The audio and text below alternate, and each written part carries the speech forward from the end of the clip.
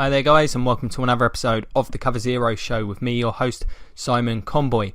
Continuing on with the season preview series today, we'll be focusing on the San Francisco 49ers. For those of you who haven't seen one of these episodes previously, I'll be going through my projected starters for the upcoming season. Of course, we are a ways away, but if the team were to play a game tomorrow, this is the lineup I would expect them to run out there. I'll then be going through my projected record for the upcoming season, going briefly through the schedule where I feel this team could pick up some wins, and then finishing up with what I consider the X factors for this team. If they're going to have a more successful season than many anticipate, these are the areas that will allow them to do so. So heading into the projected starters at quarterback, we're going to be sitting Brian Hoyer. He's very much a journeyman, been in the league a long time. Had some degree of success, but at the end of the day, he is a placeholder until possibly Kirk Cousins next year. But we'll see if he can produce effectively this year. At running back, we'll see Carlos Hyde. There's been a lot of sort of talk that he may not be an ideal fit for this system, so maybe we'll see a split with another back. But at the end of the day, he's got far more talent than the other guys there. If he can stay healthy, I think he can be productive for them. Kyle Juszczyk was bought into a pretty expensive contract. I expect we'll see a lot of him. Shanahan does like to use the fullback a lot more than a lot of other modern coordinators. At wide receiver, I think Pierre Garçon is the one clear starter that we've got there. He's a reliable possession receiver, good route runner, good hands. Maybe not the scariest player, but he'll anchor that passing game. I think Marquise Goodwin has a lot of speed, so I think he's going to be one of the starters as their designated field stretcher, much like Taylor Gabriel was last season. And Jeremy Curley has a lot of experience, so I think he is likely to be the other primary receiver in the offense. I do think beyond Garçon, these spots will be somewhat open, so maybe a good opportunity for some of the young players on the roster to try and get some snaps this year.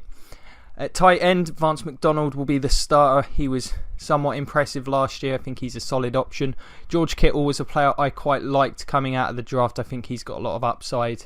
Shanahan does like to use the tight ends in the passing game. Don't know whether he'll necessarily see a lot of snaps. It is generally quite difficult for rookie tight ends to make a big impact, but I think he'll be the number 2, and I do think he'll be brought along over the course of the season. Offensive tackle, left tackle, got the incumbent Joe Staley. He's a rock solid player.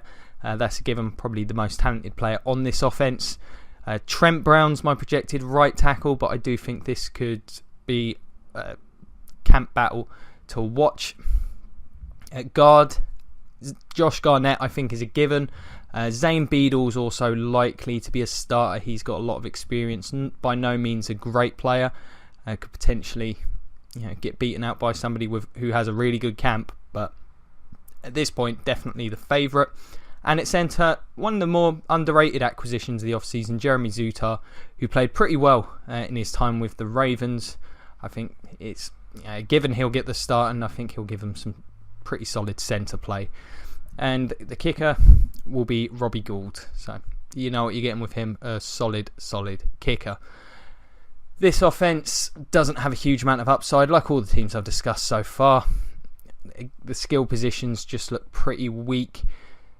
Run game, if that interior comes together, could be pretty good. Shanahan generally does a pretty good job of scheming in that regard.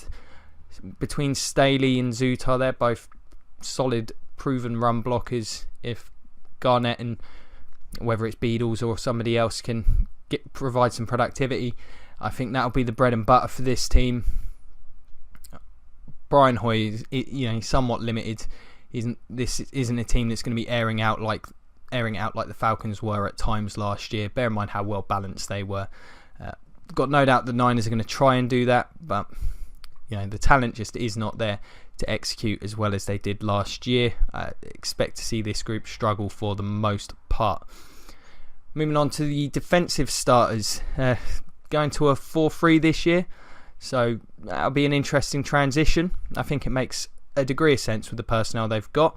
I'm expecting to see Eric Armstead and Solomon Thomas starting at defensive end.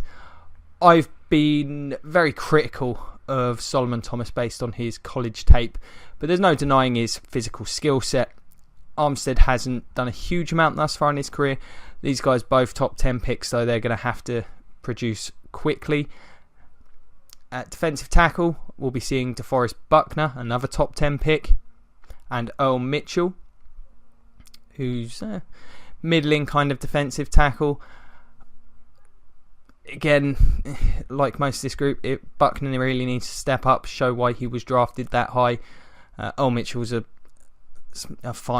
okay player, really. He's not going to make a huge impact. Solid run player, though.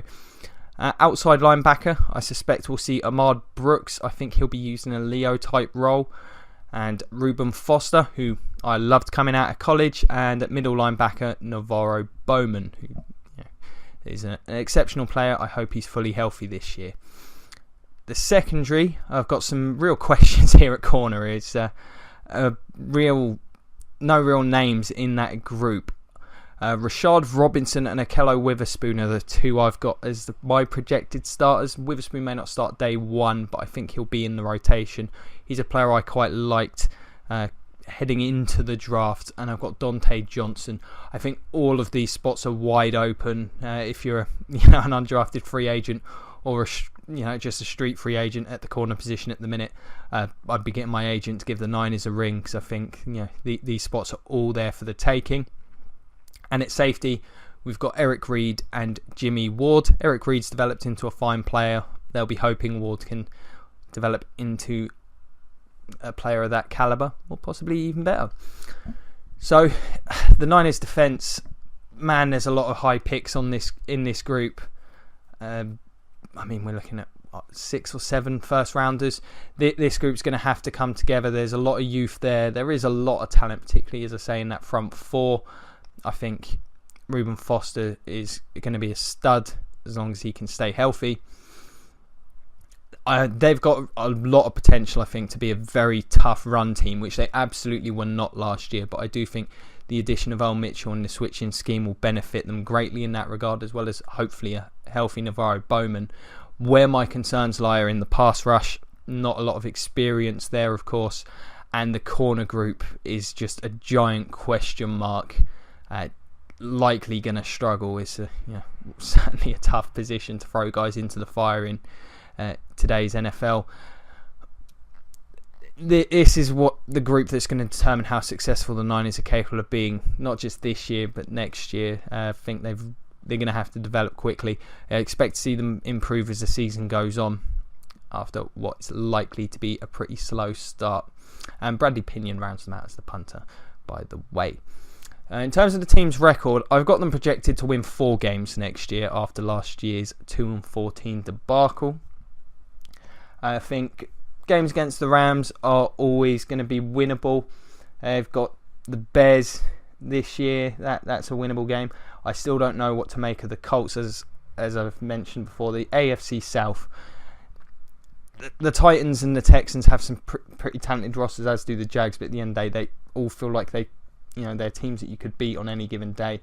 Same with the Colts. They've rebuilt that defence totally. So there are certainly some winnable games for this team. If they had a tougher schedule, I'd probably give them a lower record, but I think they might be able to eke out 4 victories. I think the NFC East is going to be tough for them, as will the Cardinals and the Seahawks.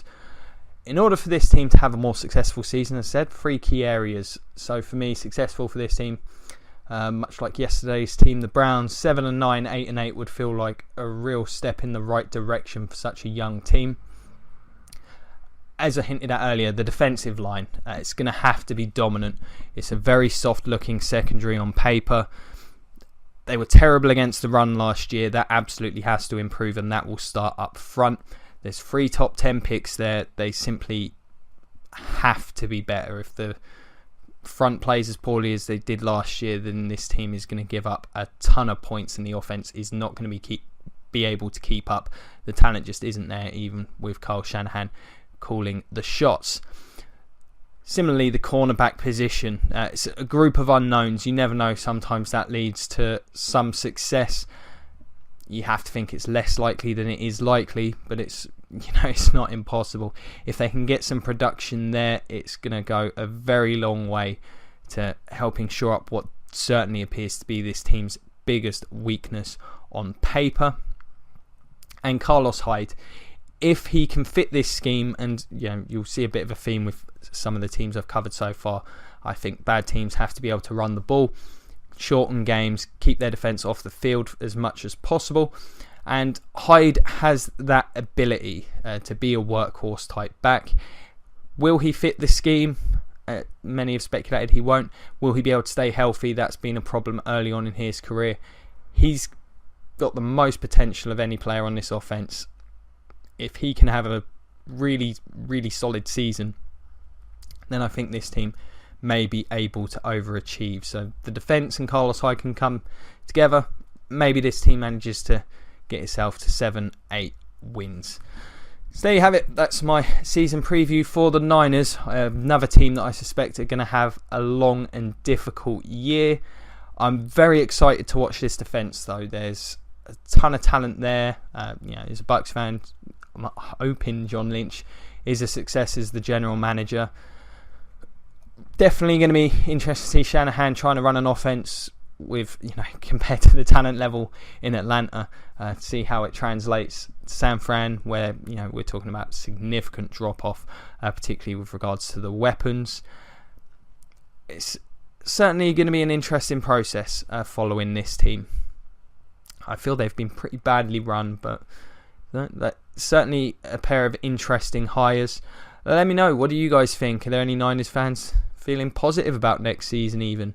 Do you like the direction this team's heading in? Do you agree, disagree with any other stuff I've said today? Give us a shout, whether it's in the comment section below, the Cover Zero Facebook page. You can find me on Twitter at Simon Conboy. Always happy to discuss these things. I love talking football. And, check out more of the season previews. I've already done the Jets and the Browns. Got the Rams coming up tomorrow. I'm going to be doing 4 of these a week. Every Friday will be my weekly review where I just break down the news. And this week I'll be covering my top 10 wide receivers in the NFL today. That was certainly one of the most competitive and interesting lists to put together. So check those out. And as always, if you could like, share, subscribe, check out the Patreon if you've enjoyed the show. That would be much, much appreciated. So thank you very much for your time. Really do appreciate you checking out the show. It's been a pleasure as always. Have a great evening and go Bucks.